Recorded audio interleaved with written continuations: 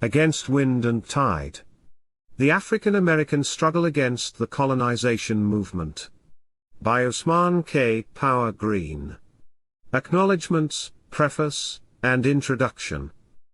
If as the friends of colonization hope, the present and coming generations of our countrymen shall by any means, succeed in freeing our land from the dangerous presence of slavery, and, at the same time, in restoring a captive people to their long-lost fatherland, with bright prospects for the future, and this too, so gradually, that neither races nor individuals shall have suffered by the change, it will indeed be a glorious consummation. And if, to such a consummation, the efforts of Mr. Clay shall have contributed, it will be what he most ardently wished, and none of his labors will have been more valuable to his country and his kind. Abraham Lincoln, Eulogy on Henry Clay, 1852. Acknowledgments. This book would not have been completed without the support, guidance, wisdom, and patience of numerous scholars, family members, and friends. Manisha Sinha first encouraged me to take up this study of the colonization movement during the antebellum era. For that reason, this book reflects her tremendous wisdom and guidance about how best to write about the colonization movement from the vantage point of black abolitionists and community leaders during that period. John Bracey's patience and enthusiasm for this project had an immeasurable impact on my desire to see it to completion. Like all master teachers, John challenged me on nearly every idea I had on this topic, pushing me to be more clear in my thinking, and in the way I expressed my ideas. While I am certain he will find many points I have made in this book worthy of rethinking and further conceptualization, I am thankful for his unquenchable desire to see me do the best work I am capable of doing. Ernie Allen's ideas about African American social and political movements remain a crucial foundation upon which this book has been built. Ernie has been a wonderful mentor, and I am very fortunate to have been encouraged by his example. Bill Strickland's honest, frank criticism of this work has compelled me to remember the big picture and its relevance to the black community. John Higginson provided me with my first lessons of scholarly inquiry a year before I joined the African American Studies Department, and for those formative lessons about writing and research I am extraordinarily grateful. Bruce Laurie's seminar on the abolition movement provided me with early guidance about 19th century history and how best to approach the study of the anti-slavery movement. My other mentors and teachers at the African American Studies program, at UMass Michael Thelwell, James Smethurst, Steve Tracy, Esther Terry, Robert Paul Wolfe, and Joy Bowman, have offered wisdom and guidance that extend beyond this book, yet remain crucial to its completion. For all of their words of encouragement and advice, I am very grateful. The graduate program in the W.E.B. Du Bois Department of African American Studies at the University of Massachusetts Amherst provided me an ideal intellectual environment to learn much of what underpins this study. Its broadly trained graduate students, passionate about African American history, culture, and politics as well as the importance of scholar activism, had an immense impact on my approach to researching and writing this book. While all of my peers have formed a wonderful support network, I am especially grateful for the camaraderie and insights of Sean, David, Dan, Stephanie, Jen, Rita, Carolyn, W.S., Tweem, Andrew, Zeb, Sandra, Trimiko, Christy, Carla, Anthony, Aaliyah, Chris, Jonathan, McKinley, Zara, Dearoy, David S., and David L. Tricia Loveland deserves special mention for her support during graduate school. My colleagues in the history department at Clark University have proven themselves to be indispensable allies in my effort to complete this book. Thus, I extend my thanks to Norm Apter, Tanner Akjam, Deborah Dwork, Janet Greenwood, Wim Klooster, Nina Kushner, Thomas Kuhn, Doug Little, Olga Litvak, Drew McCoy, Amy Richter, and Paul Ropp. Each of them have in their own way provided me with guidance on how best to negotiate the challenges of teaching history while managing ambitious research projects. I owe a special debt of gratitude to Amy, Drew, Janet, and Wim, who read drafts of the manuscript and offered important insights that helped me make this a stronger book. My students at Clark University have each challenged me with wonderful, and at times provocative questions about the study of African American social and political movements, which have compelled me to rethink many of the ideas in this book. While space does not permit me to mention all of them, I am particularly thankful to undergraduates Brady, Frank, Tibby, Natalie, Natasha, Rosalie, Tim, and Stefan, and graduate students Steve, Diane, Lindsay, Chris, Brooks, and Mike. Those scholars of African American history and culture whom I have come to know over the course of this study have helped me place my work within the broader context of African American history. Special thanks go to Hilary Moss and Amani Whitfield, both of whom read or commented on this work early on. In addition, Winston James provided me with crucial insights about the limitations and possibilities of this project in my effort to make this a worthwhile contribution to the history of the Pan-African protest tradition. For his advice and suggestions I am truly in debt. Similarly, I am thankful for the support of scholars Colin Palmer, Fred Opie, Jeffrey Ogbar, and Amy Jordan, who engaged me in lively discussions about African American history in ways that have shaped this book. My editor at NYU Press, Clara Platter, had the burden of picking up this project while only having been at the press for a short time. I am indeed thankful for her patience and her willingness to shepherd the book to completion. Likewise, I'd like to thank her excellent assistant Constance Grady, who has provided me with courteous and gentle reminders about deadlines, documents, and other details needed for the publication of this book. The two blind reviewers at NYU Press have offered the exact sort of critique that a first-time author needs when trying to complete a book with ambitious, far-reaching implications. Although I am certain there are portions of the book that they may find tenuous, I do hope that this study reflects my earnest attempt to make a useful contribution to the study of 19th-century African American history. For their advice and support, I am truly appreciative. I am blessed with a large and incredible family, and group of friends who support my work with passion and enthusiasm. My in-laws, Phil and Diana Power, have championed my accomplishments with much enthusiasm, while being there to support me whenever I've needed it. My father and mother, Bill and Gwen Green, to whom this book is dedicated, did all in their power to allow me to follow my passion for studying African American history and culture. My father offered unwavering support for the project, reading portions of the manuscript from the vantage point of those outside the academy, who may not be familiar with the topic. For his eagerness to dive into a subject that he had not previously been familiar with, I am much appreciative. My mother drove from New York to Massachusetts whenever we needed her in order to support my quest for a little bit of quiet time to work on the manuscript. Words cannot fully express how thankful I am for having such a wonderful person in my life. In the final year of the completion of this book, I was fortunate enough to have my brother Morris Green nearby to help me work through my arguments and remind me of the importance of my book for artists and intellectuals interested in understanding African American history. Much love goes out to him for those numerous mornings sitting at my kitchen table discussing history and politics. I am also very thankful for the support of my sister-in-law Jody Power, who remained always eager to hear about the progress of this work. All of my friends, especially Andy, Hank, Jim, Kevin, Matt, Mike, Rocco, and Stephanie have provided me with very much support throughout the completion of this book.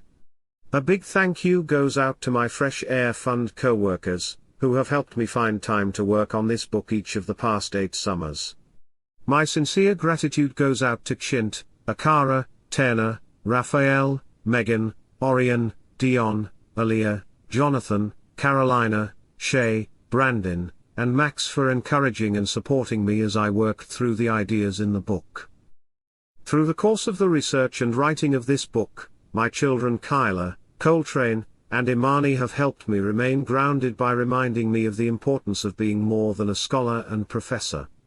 Kyla was there from my entrance to graduate school, Coltrane was born when I first started this project, and Imani arrived just as I began shaping the manuscript into a book. I am very thankful for having such wonderful children in my life. This short space will not allow me to express my thanks adequately to Melissa for doing all those things needed to balance my work with my family duties. To her, I am immensely grateful. This book would not have been possible without her. Preface. On December 21, 1816, Reverend Robert Finley of Baskingridge, New Jersey, gathered together some of the nation's most respected attorneys, businessmen, and politicians at the Davis Hotel in Washington, D.C., to discuss creating an organization dedicated to establishing a colony for African Americans in West Africa. Henry Clay, Speaker of the U.S. House of Representatives, called the meeting to order and then went on to discuss the various ways colonization could benefit America. Like Finley, Clay believed that providing free blacks passage to their fatherland was a just way to compensate them for being torn from their kin in Africa. While Clay shared Finley's emphasis on the importance of Christian charity in this repatriation scheme, he stated bluntly that the organization could not promote emancipation or destroy slavery if it intended to gain broad support. Others at the meeting, such as John Randolph of Roanoke, Virginia, pointed out that many slave owners would delight in this project, since the free black population of Virginia constituted a nuisance that destabilized slavery. 1 week later, these men met in the House of Representatives chambers to write the Constitution of the American Society for Colonizing the Free People of Color of the United States, better known as the American Colonization Society, ACS, with the express intent of ridding us of the free people of color, and preparing the way for getting rid of slaves and of slavery. Nevertheless, members of the organization viewed their mission as one that would benefit free blacks living in a state of hopeless inferiority, and consequent degradation. Since, as they explained, free blacks would never be able to rise from this lowly state of being in the United States, their status had actually caused some of them to lose the most powerful incitements to industry, frugality, good conduct, and honorable exertion. Over time, they argued, this had caused many to sink into a state of sloth, wretchedness, and profligacy. It was their belief that only in a colony composed of themselves could free blacks enjoy real equality, be able to become proprietors of land and master mechanics, and learn other dignified professions. Without whites to remind them of and to perpetuate their original inferiority, African Americans would enjoy true freedom and a sense of pride. This book examines African Americans' struggle against the American Colonization Society, and the colony it helped settle, Liberia. Established in 1822, Liberia would become an independent republic in 1847. Although Liberia did inspire nearly 13,000 African Americans to leave the United States to settle there between the founding of the colony and the Civil War, this represented less than 3% of the total free black population in the United States during that time.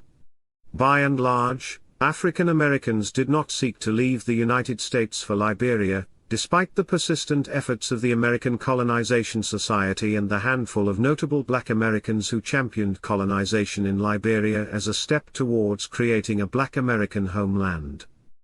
Interestingly, in this same period African Americans were inspired by the possibility of leaving the United States for Haiti. In fact, over 8,000 black Americans emigrated to settle in Haiti during the 1820s alone. Even though this number is no more impressive than the number of blacks who left for Liberia, free African American spokespersons and leaders seemed much more eager to promote Haitian emigration than colonization in Liberia. Such interest in Haiti actually worked to undermine the American Colonization Society because both Haitian emigration advocates and ACS colonizationists competed for funds and potential recruits in free black communities throughout the nation. While the members of the ACS worked tirelessly to convince black Americans that Liberia remained a better option than Haiti, the first black republic, black Americans and particularly their leaders championed Haiti while denouncing Liberia. This book seeks to show the reason for that, as well as to explain why the vast majority of free blacks rejected Liberia, and the ACS's effort to promote colonization there between the establishment of the ACS in 1816 and the Civil War more than 4 decades later. One caveat must be noted at the outset, and it surrounds the terms colonization and emigration. Scholars have used these two terms rather loosely and at times interchangeably since the publication of P.J. Staudenrouse's work on the American Colonization Society in the early 1960s. However, free African American activists, abolitionists, and community leaders in the 19th century rarely did so.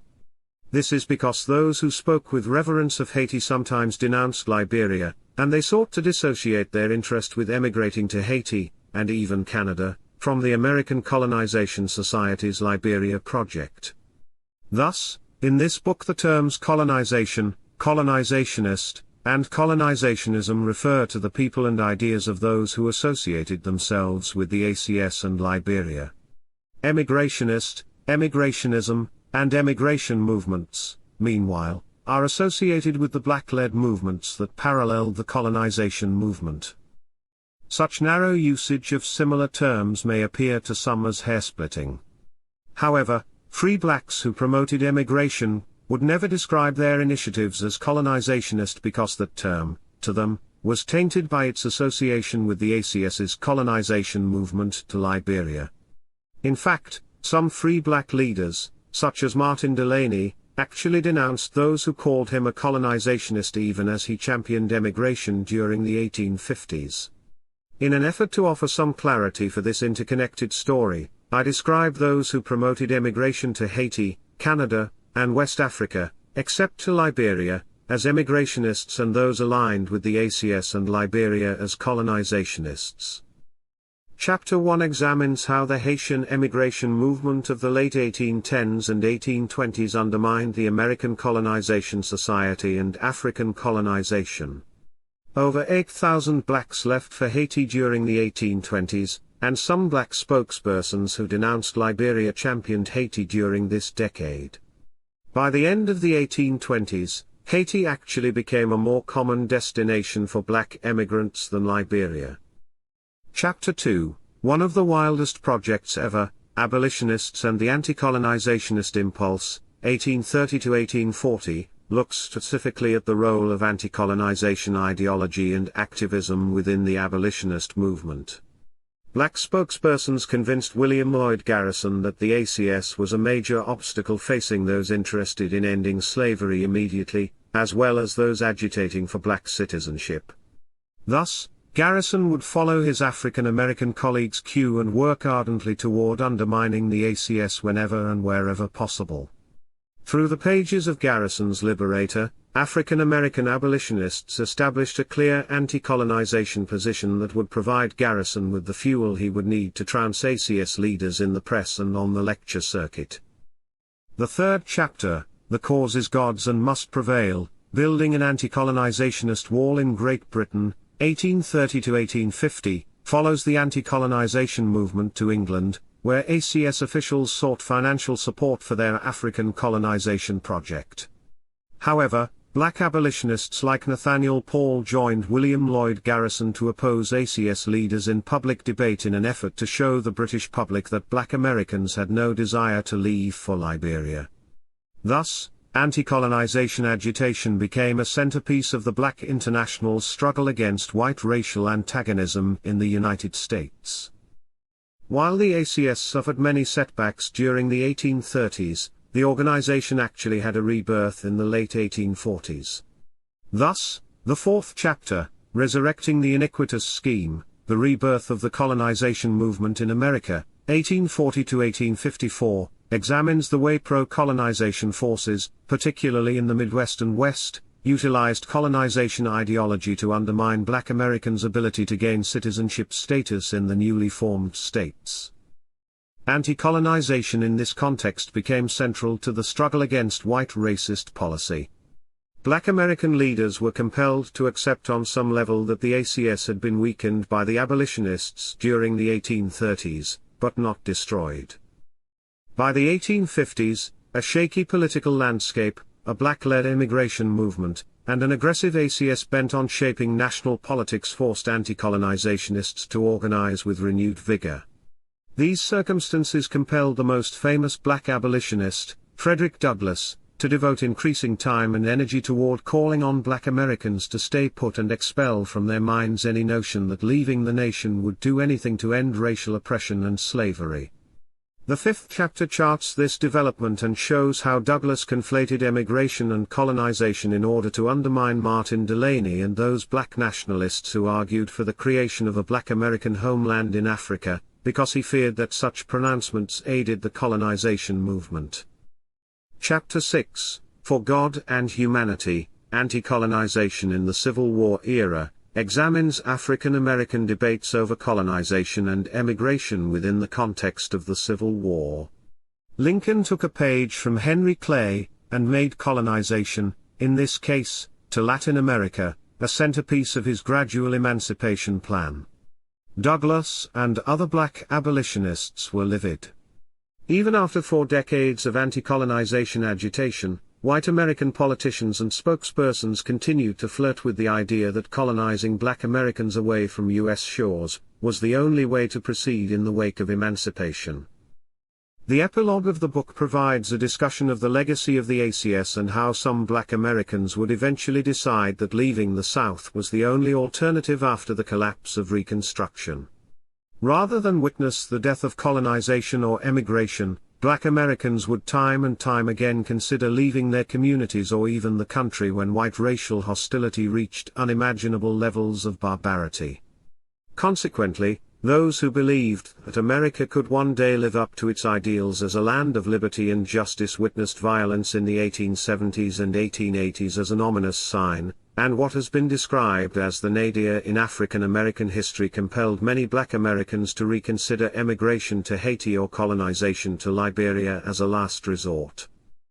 Introduction to the Free Colored People, or Spider and the Fly. Will you be colonized? Will you be colonized? Will you be colonized on the African shore?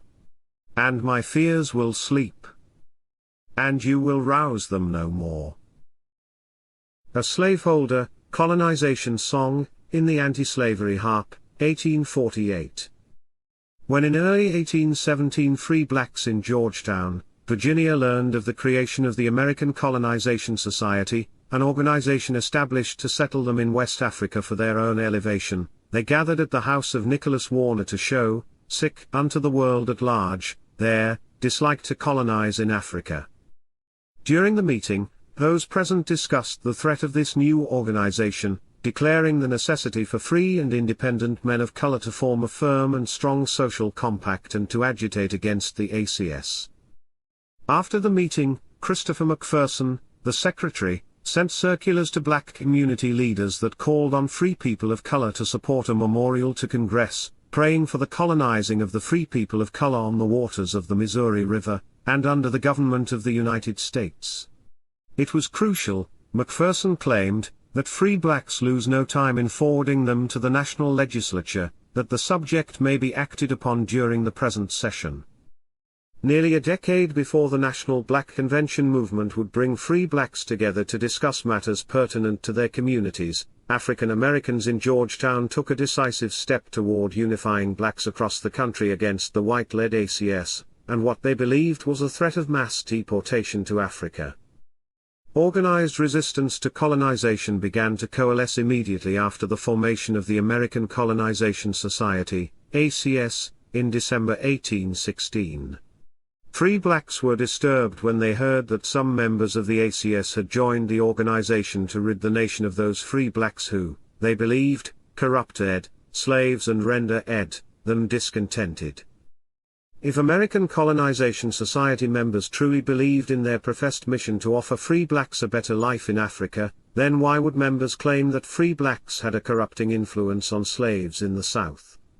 Such a position caused many African Americans to distrust the ACS and argue that the organization was really motivated by a belief among white slaveholders that colonizing provided a perfect way to preserve slavery while ridding the nation of an unwanted group of free blacks who were living on the margins of society in the early republic. There were of course some blacks, such as Paul Cuff, who shared white colonizationists' notion that the creation of an African American-led nation not on American soil could benefit those individuals and families who left. However, others worried that settlement in Africa or elsewhere would leave enslaved Africans in the South without their most passionate defenders. This viewpoint became popular in the black community immediately after the formation of the American Colonization Society, and from the earliest anti-colonization meetings, free blacks emphasized this point when confronted by white colonizationists who sought to convince them to form a colony in Africa. Yet when white colonizationists learned that free blacks viewed the organization and its ideology as anti-black, they were shocked. ACS members refused to accept such an accusation, arguing that anti-colonizationists misunderstood their intentions. Once the free black community learned of the colonizationists' noble intent, these same free black adversaries would accept colonization in Africa as the only route to racial advancement. With this reasoning, the ACS set out to build a base of support among free blacks and in turn to convince them that white ACS members only sought their best interests. Although at times this worked, and several prominent blacks, such as the black editor and intellectual John Russwurm, did change their view of the society and indeed did leave for Liberia to begin their lives anew, nevertheless between 1820 and 1860 the overwhelming majority of free blacks rejected the colonization society and Liberia. Perhaps Frederick Douglass articulated this sentiment best: "Our minds are made up to live here if we can, or die here if we must, so every attempt to remove us will be, as it ought to be, labor lost. Here we are, and here we shall remain. While our brethren are in bondage on these shores, it is idle to think of inducing any considerable number of free colored people to quit this for a foreign land."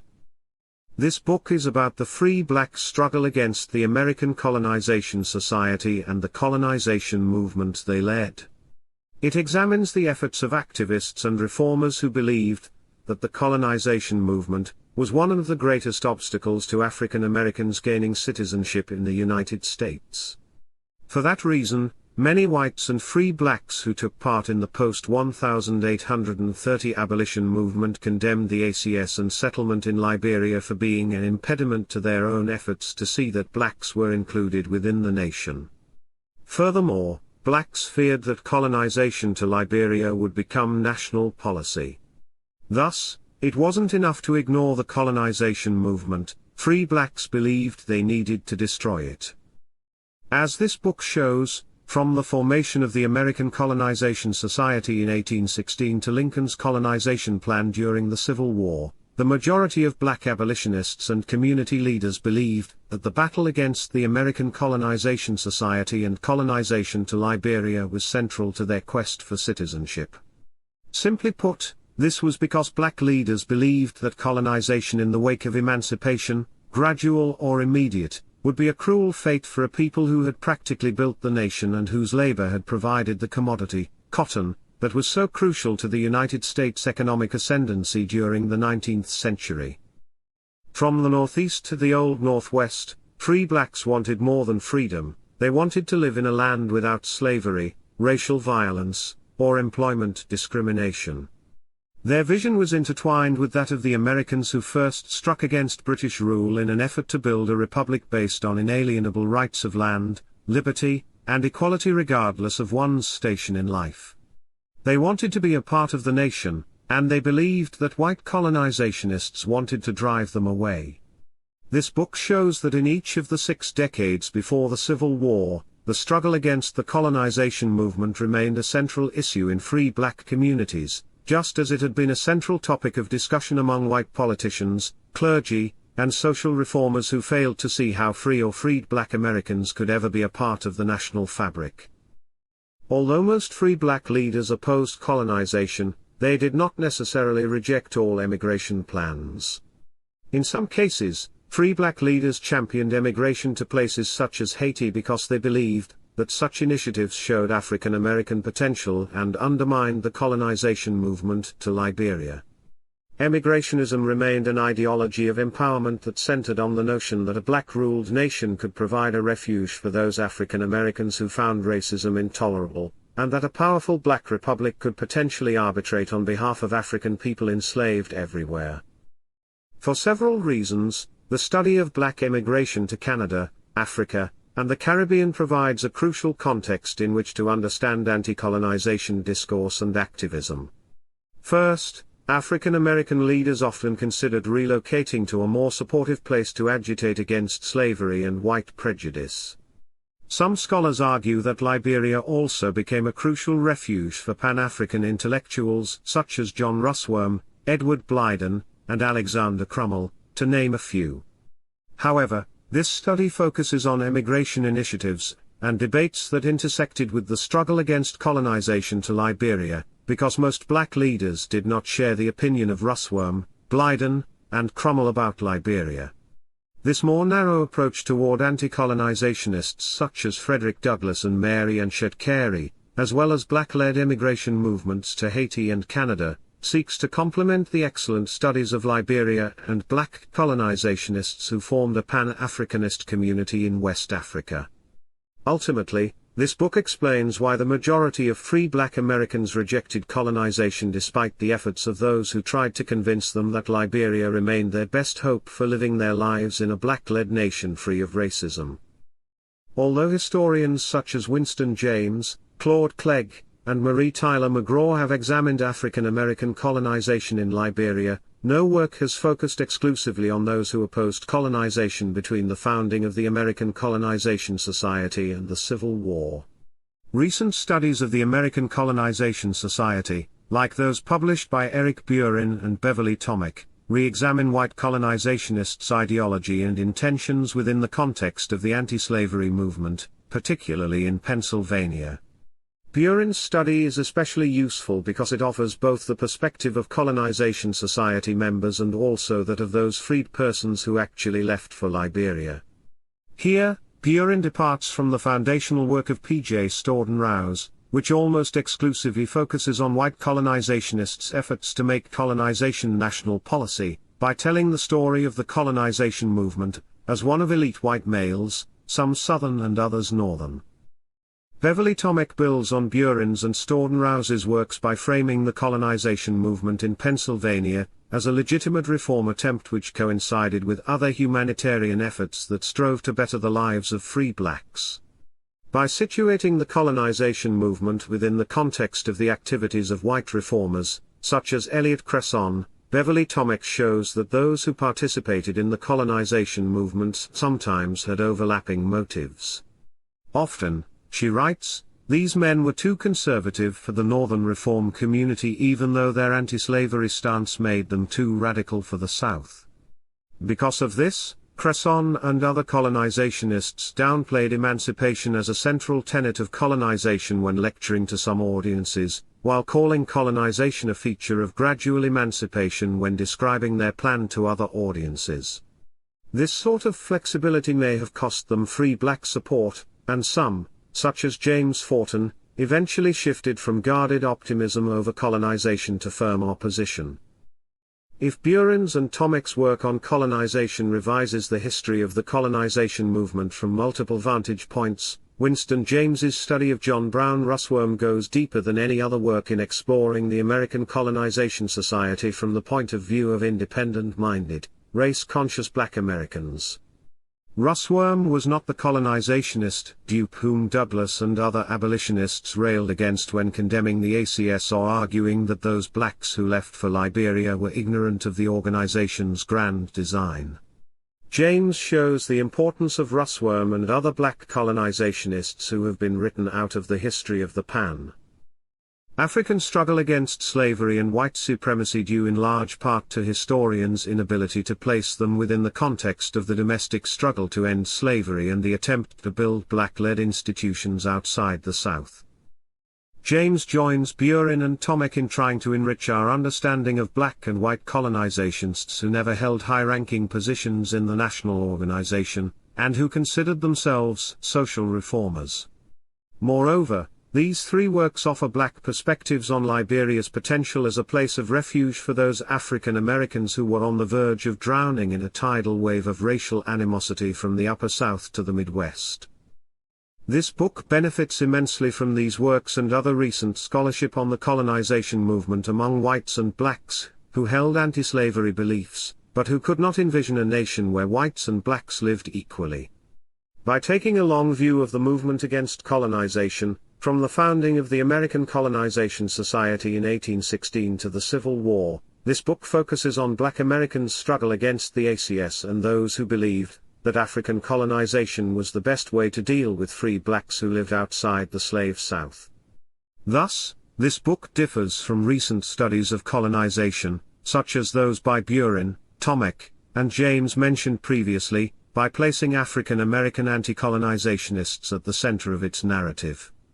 This study is the first to focus on the struggle against the colonization movement, and for that reason it offers a fresh perspective for scholars interested in the impact and legacy of the American Colonization Society and Liberia on the free black protest tradition. Even if slavery ended, the anti-colonizationists argued, deportation to Africa in slavery's wake remained a serious concern. For this reason, this book shows that free black anti-colonizationists regarded their efforts as something both within and beyond the abolition movement. While scholars writing about colonization and abolition have charted the intersections of both movements in the United States, Richard Blackett's foundational study of black abolitionists abroad points out the important role that anti-colonization played in the transatlantic struggle to end slavery. Indeed, black and white American abolitionists arrived in Europe eager to spread both their anti-slavery message and their anti-colonization views. As Blackett has demonstrated, the anti-slavery wall that black abolitionists built was also an anti-colonizationist wall that sought to stem the flow of philanthropic dollars from Great Britain to the ACS coffers in the United States. Such a transnational story is central to our understanding of the colonization movement because it places black American activists within the context of nation building and identity formation in the Atlantic world. Because the movement against the American Colonization Society remained an international affair, much like the abolition movement in America, this study traces the arc of free black agitation to Britain, Africa, Haiti, and Canada. Internationalism was crucial for those struggling for black equality during the 19th century, and black leaders, from Prince Saunders in the 1810s to Martin Delany in the 1850s, used this well-worn circuit in Britain to raise money as they gained allies in the fight against slavery and colonization. Scholars who study African American history have long pointed out that many African Americans supported emigration while rejecting colonization. James and Lois Horton, for example, dedicate an entire chapter of their study of free blacks in the North to a discussion of how truly pronounced the ambivalence over emigration was among free blacks. However, there was little uncertainty when it came to colonization to Liberia. In fact, the Hortons remind readers that as their direct memory of Africa as a home diminished, and the American Colonization Society was identified with slaveholders' plans to rid America of free blacks, few proponents of African colonization could be found among African Americans in the North. With this in mind, this book builds on the Hortons' observations but moves the debate over colonization and emigration beyond the 1830s, especially within the context of westward expansion, the rise of political abolitionism, and Liberian independence in 1847. Since Floyd Miller published The Search for a Black Nationality, Black Colonization and Emigration, 1787 to 1863 in 1975, scholars have understood emigrationism as an ideology that called on black Americans to create a nation-state or settlement, as opposed to the type of anti-black impulse that underpinned white colonizationist thinking. For this reason, many black Americans who embraced emigrationism rejected colonization to Liberia because they believed colonization ideology undermined black Americans' ability to attain citizenship for those who remained. Emigrationism was more than colonization minus white control. The key issue here was black agency. As the black abolitionist James Forten explained to William Lloyd Garrison, colonization principles, abstractly considered, are unobjectionable, but the means employed were what Forten and other anti-colonizationists found so problematic. If blacks were to leave America, he argued, they would do so of their own accord, and thus they had no need for aid from white colonizationists. Within so much of the documentation of the anti-colonization movement gleaned from newspaper editorials, convention minutes, or resolutions from public protest gatherings, the voices of African American women are noticeably faint. Such slim inclusion of black female perspectives should not suggest that black women did not have opinions on the subject, or that they were not present at the same public meetings where black male leaders drafted resolutions or petitions. However, the documents used for this work, and other works on the 19th century black protest tradition, do not offer a diverse representation of black female views on colonization. Black women's contributions to the black freedom struggle were indispensable, even if their specific perspectives on colonization come to us through only a handful of female voices, such as those of Maria Stuart, Sarah Mapps Douglas, and Mary Enschede Carey. It is difficult to say with certainty how much the ideas and actions of this minority of black female orators, editors, and organizers represented the majority of black women during the 4 decades before the Civil War. Still, black women's voices were heard consistently from the 1830s until the 1860s. And by the 1850s, Mary Enschede Carey emerged as one of the most important African American anti-colonizationists. She had shared Martin Delany's initial disdain for Liberia, and his views on the benefits of emigration to Canada before she contemplated leaving for Africa in the late 1850s. Outside of the male-led American Anti-Slavery Society, and its regional affiliates, African American women joined with white women in the mid-1830s to form female anti-slavery auxiliaries. For example, the black women who helped form the Clarkson Society in Salem, Massachusetts in 1818 did not comment on the American Colonization Society specifically, but these black women must have been aware of the strident anti-colonization views of black male spokespersons such as James Forten at this time, because black women lived in communities where debates and discussions about the possible consequences of the ACS-led colonization initiative were found everywhere. Therefore, when these women showed up at meetings of female anti-slavery societies, they were well prepared to offer important insights about colonization to their white sisters, if, of course, these white women were ready to listen. While some white women joined benevolent organizations aimed at improving the daily life of free blacks living in cities all across the nation, they also worked to spread colonization societies.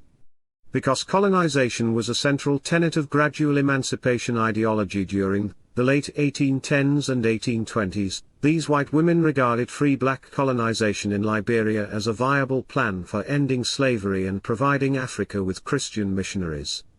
As Elizabeth Varron affirms, for Virginia's most prominent female colonizationists, the conviction that Africa should be Christianized went hand in hand with the conviction that the institution of slavery was sinful and should, on moral grounds, be gradually dismantled. Therefore, these white women founded ACS female auxiliaries and participated in a form of social reform that was more in line with activism that the dominant part of society deemed appropriate for women. Although sources on anti-colonization do not document black female participation in meetings, anti-colonization sources do reflect the type of masculinized cultural prerogatives that underpinned black 19th century protest thought. Black male spokespersons challenged the ACS and Liberia in ways that resembled their broader challenge to slavery, kidnapping, race riots, and racial discrimination. Often, such challenges presented black men as protectors of women and children who were prey for slave catchers and colonizationists. If black men, as the argument was framed, could not prevent the kidnapping of northern black women for southern slave markets, or the deportation of free black women and children to Liberia, how would they ever be considered men, and by extension, be worthy of full citizenship in the United States? These notions played on traditional gendered roles and expectations, and this idea of manliness was used as a strategy to capture the attention and to solicit the participation of free black men in the anti-colonization struggle. While such recruitment rhetoric reinforced gender constructions that we may find problematic today, they were a staple of 19th century male discourse. In short, black spokespersons played on dominant Western notions of duty and honor as crucial features of masculinity, central to anti-colonization writings and speeches. Given the celebrated political and ecclesiastical figures who had prominent roles in the ACS, African Americans had a mountain of public sentiment to overcome. While anti-colonizationists clamored loudly, they most certainly did not have the same access to the public sphere as men, such as Henry Clay, who held elected political positions.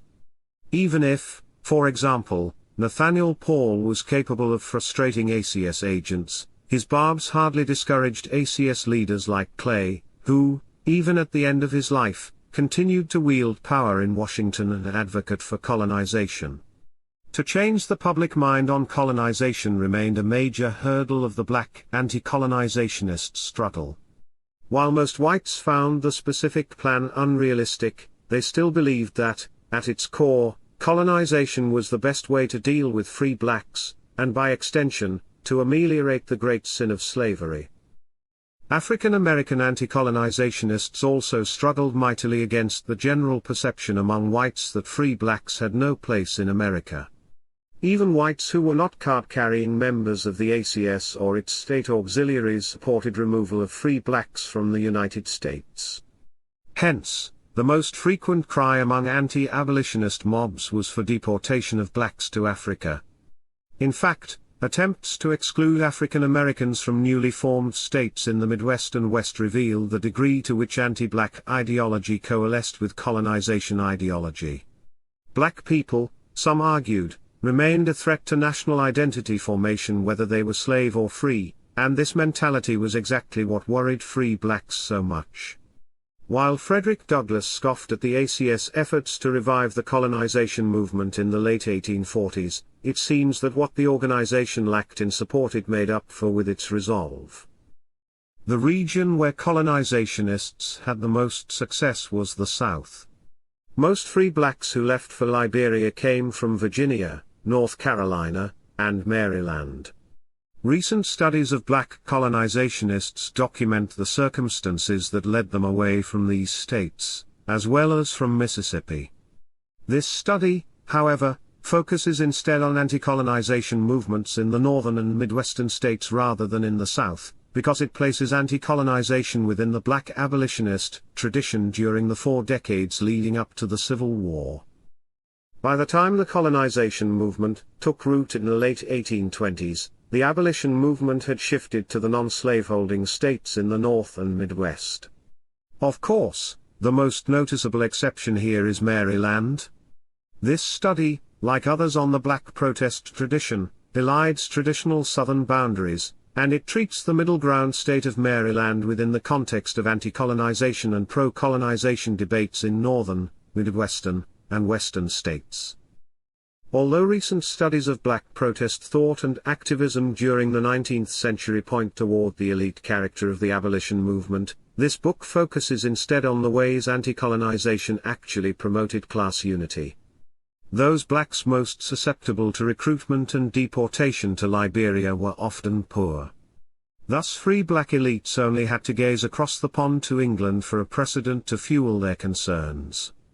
Indeed, Sierra Leone, one of Britain's African colonies, had been populated by London's black poor, as well as recaptured Africans, Maroons from Jamaica, and desperate Canadians seeking to flee horrible conditions near the border of the United States.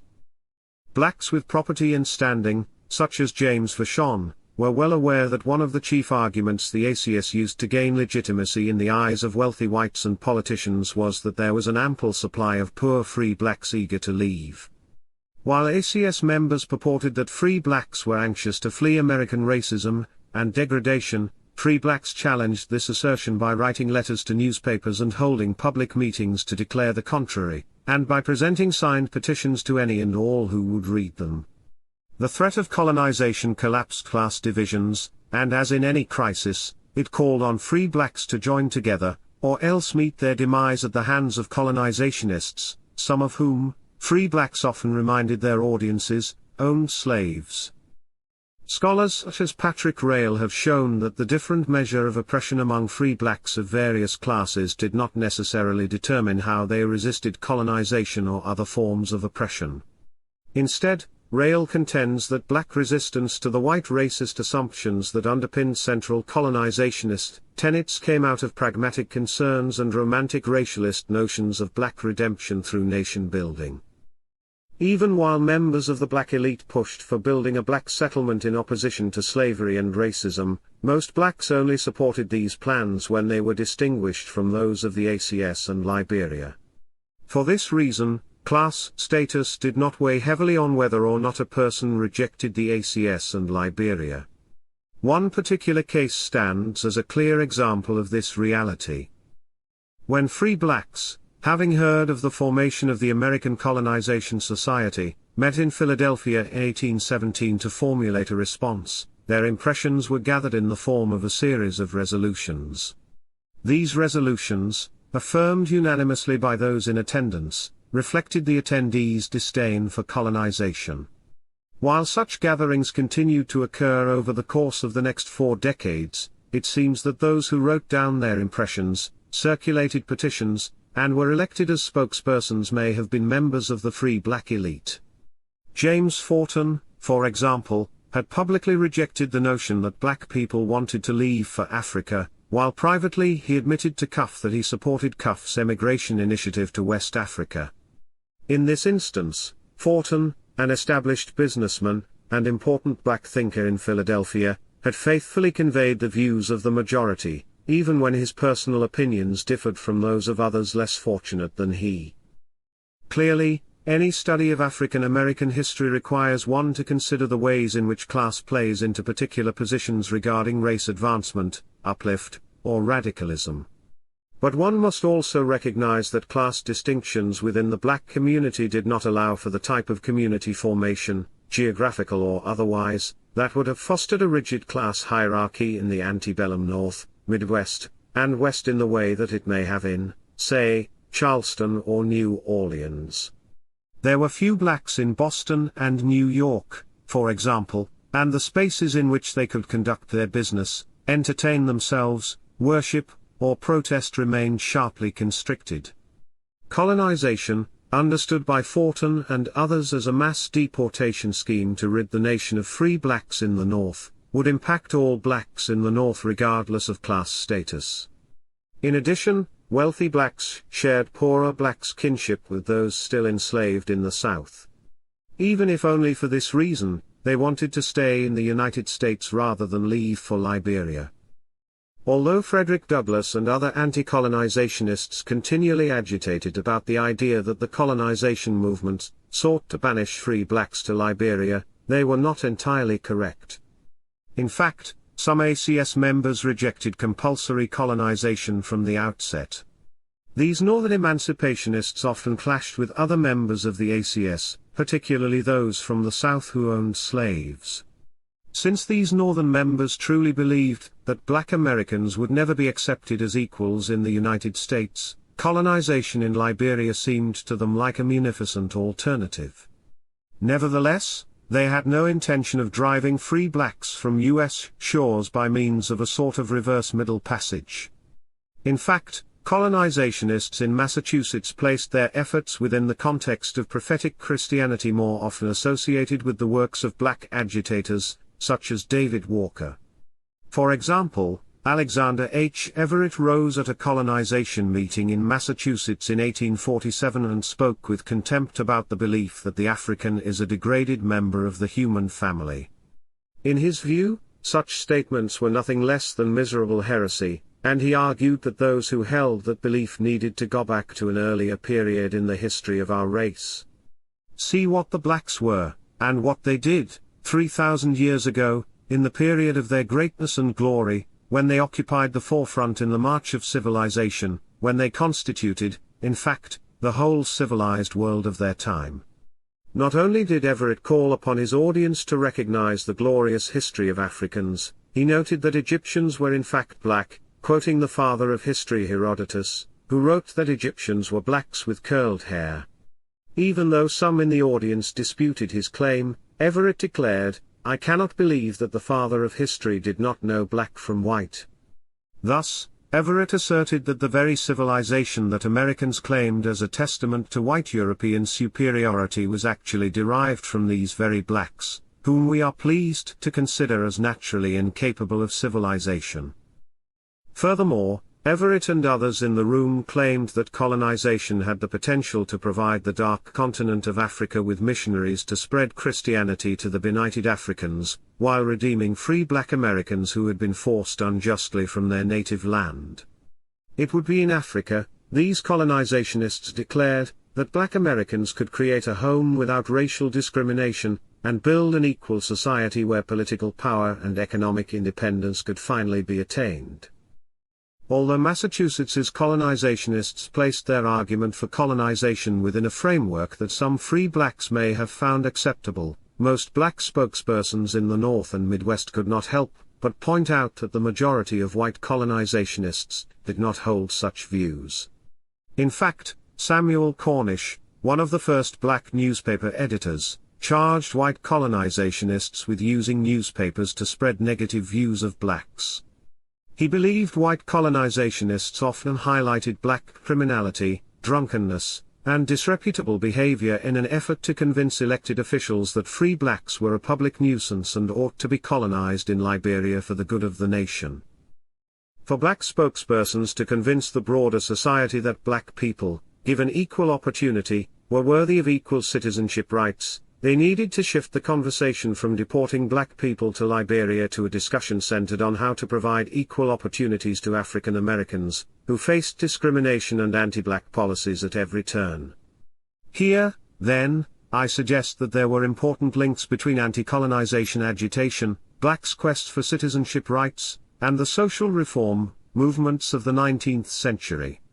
Every penny donated to the ACS's brand of improvement was one penny diverted from what free blacks and their white allies viewed as extraordinary and pressing concerns in the community, such as education and relief for the poor. The main question anti-colonizationists were confronted with in this world of benevolence and charity was, why spend money, state or private, on improving or elevating the condition of free blacks in the United States when prejudice and racism stood as a barrier to their ultimate progress. Furthermore, black anti-colonizationists connected immediate abolitionism with moral reform and mass education because they believed that poor, uneducated blacks were most vulnerable to deportation to Liberia, and that they provided fuel for anti-black discourse. When whites stopped focusing their attention on driving blacks from the nation, and began supporting reform and uplift efforts at home, they would see that black people were as capable as any other group of contributing positively to the country of their birth. Anti-colonizationists appealed to the heart of their white detractors, holding firm to the belief that white Americans would one day abandon their racial animosity and confer social status, political power, and economic opportunities upon black people when they accepted that blacks had shed their blood and sweat to build the nation. Although this seems optimistic, perhaps even utopian, given the rise of King Cotton, free black founders like Richard Allen had witnessed emancipation within individual states in the North during the Revolutionary era, and they remained hopeful about the possibility of attaining citizenship, and ending slavery during the first few decades of the 1800s. Nevertheless, black activists and intellectuals, such as David Walker, understood that this would not come easy.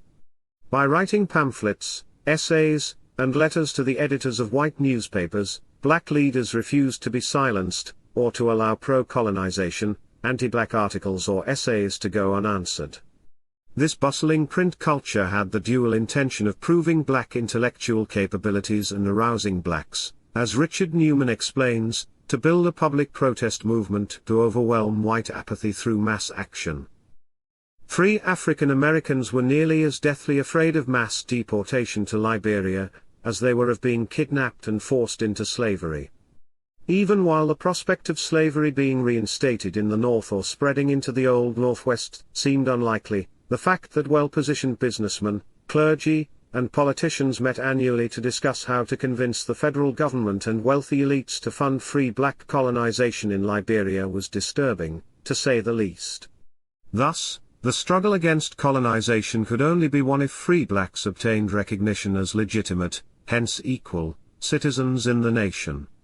Without citizenship, they believed, they would always be threatened by what they deemed to be a mass deportation movement akin to the Cherokee removal of the 1830s.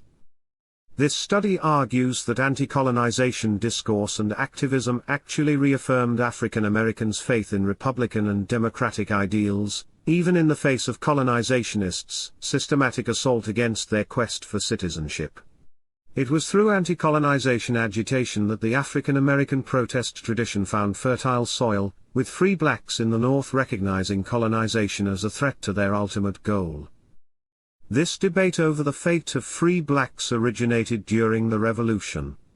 By the end of the war, white leaders in both the North and the South contemplated African American colonization as a feature of their emancipation plans. Since whiteness became one of the most important criteria of citizenship, many white reformers considered free blacks unqualified for such status. White public officials such as Thomas Jefferson claimed colonization was the most effective way to promote emancipation on a national level.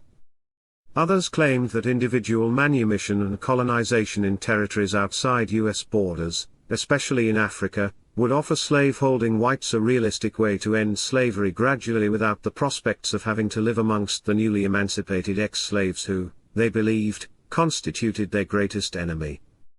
When white state representatives met behind closed doors in Philadelphia in the late 1780s, African Americans asserted their American identity through petitions and letters to state legislatures, arguing that they had just as much right to live in the new nation as whites.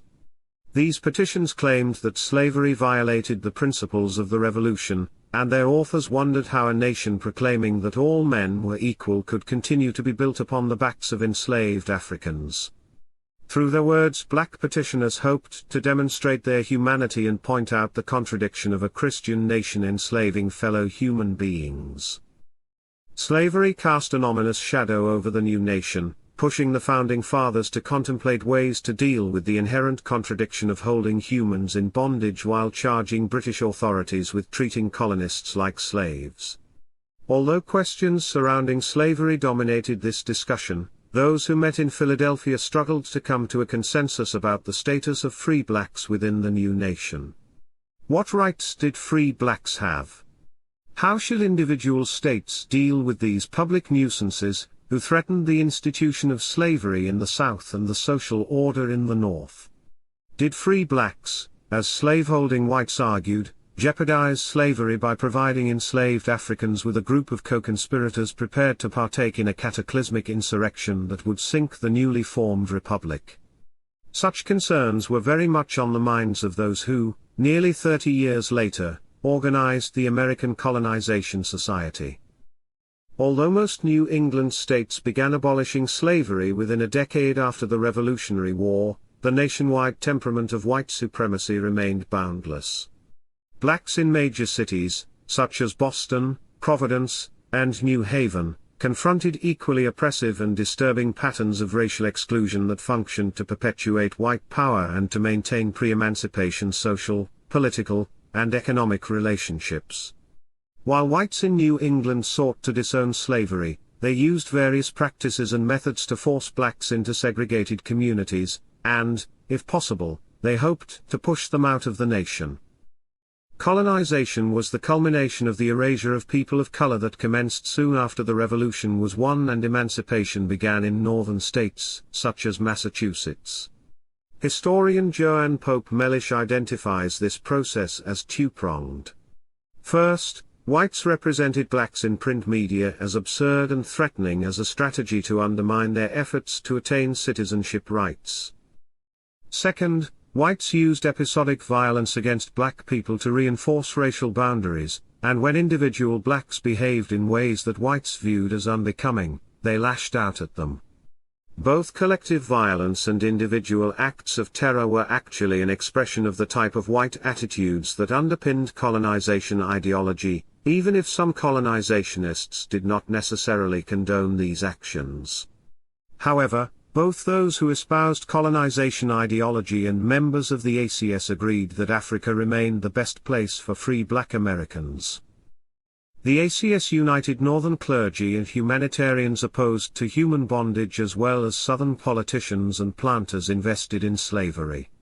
While these may seem like strange bedfellows, their alliance demonstrates the important way the construction of a national citizenship had been predicated on a notion of whiteness that became manifest in the African colonization movement from its earliest manifestations.